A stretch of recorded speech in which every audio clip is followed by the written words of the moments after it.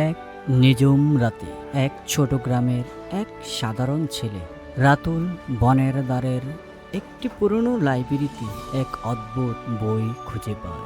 বইটির নাম ছিল ভবিষ্যতের পাতা। রাতুল কৌতূহল সামলাতে না পেরে বইটির প্রথম পাতা খোলে। সেখানে সুন্দর অক্ষরে লেখা ছিল, আগামীকাল সকালে গ্রামের একমাত্র কুয়াটি শুকিয়ে যাবে, কিন্তু গ্রামের উত্তর কোণে মাটি খুঁড়লে মিলবে এক নতুন ঝর্ণা। রাতুল অবাক হয়ে পরদিন সকালে কুয়ার কাছে গিয়ে দেখে সত্যি সত্যি কুয়াটি পুরোপুরি শুকিয়ে গেছে।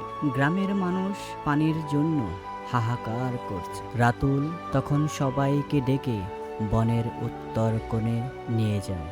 গ্রামের মানুষ সেখানে মাটি খুঁড়তে চমৎকার এক পানির ঝর্ণা বেরিয়ে আসে। সবাই আনন্দে রাতুলকে ধন্যবাদ দেয়। রাতুল বুঝতে পারে বইটি কোনো সাধারণ বই নয়। লোভের বশে সে দ্রুত বইটির পরের পাতা উল্টায়।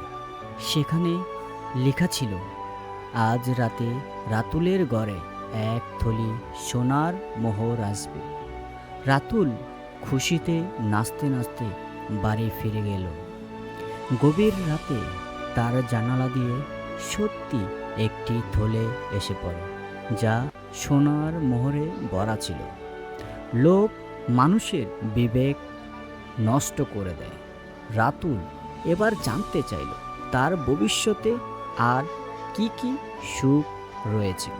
সে বইটির শেষ পাতাটি উল্টে ফেলে, কিন্তু সেখানে যা লেখা ছিল তা দেখে তার হাত পা ঠান্ডা হয়ে গেল। লেখা ছিল, যে ব্যক্তি এই বইয়ের শেষ পাতাটি পড়বে সে চিরদিনের জন্য এক অদৃশ্য খাঁচায় বন্দী হয়ে যাবে এবং তার সমস্ত সুখ হারিয়ে যাবে। লেখাটি পড়ার সাথে সাথে রাতুল অনুভব করল সে আর নিজের ঘর থেকে বের হতে পারছে না।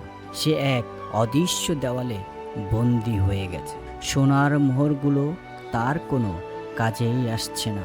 রাতুল বুঝতে পারল অতিরিক্ত কৌতূহল এবং ভাগ্যের ওপর অতি নির্ভরতা মানুষকে ধ্বংসের মুখে ঠেলে দেয়। সে কাঁদতে কাঁদতে